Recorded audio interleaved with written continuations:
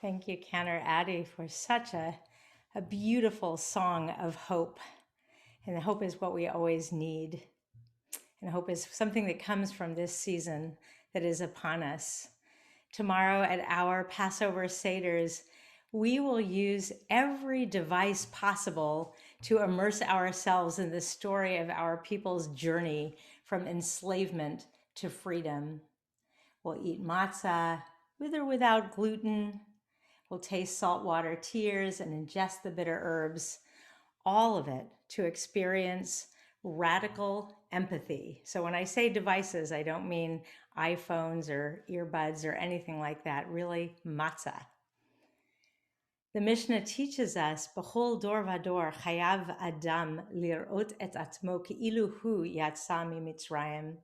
In every generation, each person must see him or herself as if they had personally gone out of Egypt.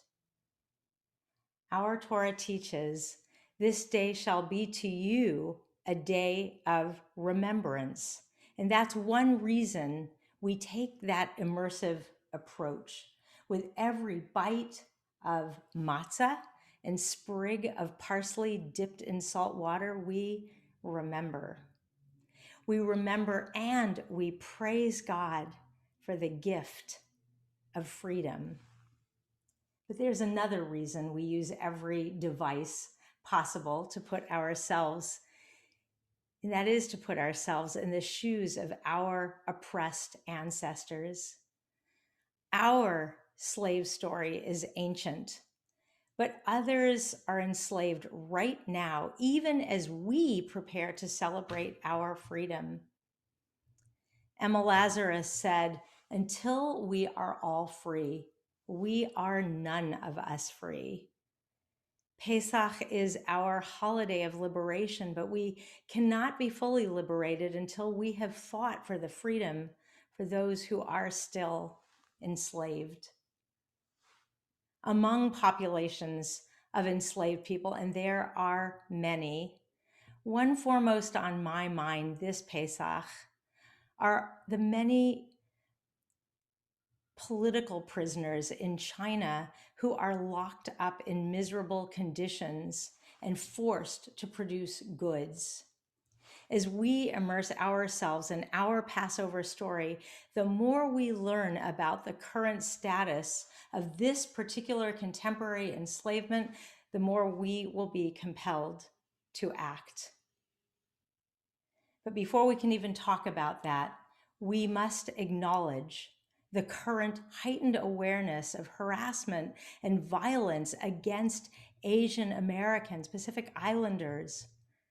Harassing or attacking anyone in our country of Asian descent is unacceptable. We need to educate ourselves about human rights abuses being perpetrated by the government in China. And it would be wrong to conflate Asian Americans with the policies of Asian governments. We know that. Personally, I had paid little attention to what the Chinese government was perpetrating and its impact on my buying choices until I read the book Made in China by Amelia Pang. Again, when we highlight a particular form of modern day enslavement by a particular government, we know that like all countries, China has good and bad business practices. At this Man Cherutenu, this season of our freedom, our retelling and remembering and praising compels us to take note of this slavery that exists right now in our time. Made in China documents the shocking stories of prison camps where people we wouldn't think of as deserving punishment are locked up and forced to produce goods that are then procured by more legitimate industries. So it gets very complicated. We American consumers end up unknowingly purchasing clothing and other goods with materials that were possibly made by people locked away and forced to produce in horrible conditions. Segments of this book reminded me of the very words in our Torah the Egyptians ruthlessly imposed upon the Israelites, the various labors that made them perform. Ruthlessly, they made life bitter for them with harsh labor. I encourage you to read Made in China, where you will read the echoes of that bitterness and harsh labor, only it's not biblical.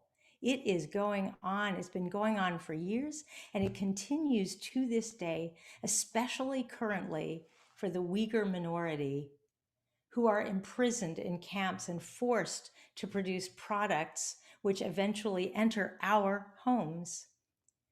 Of course, China is one of many countries where sweatshops exist. They exist here as well, particularly in certain American prisons.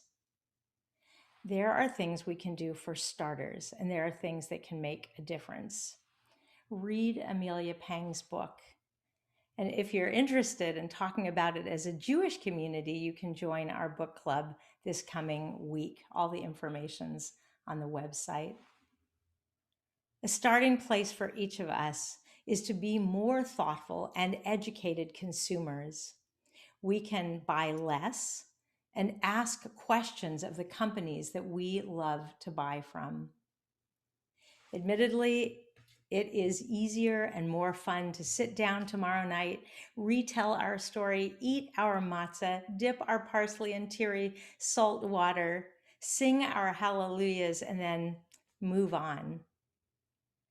But I believe that the most powerful way to experience our freedom is to open our eyes and to take action for those who are still enslaved. This is one way.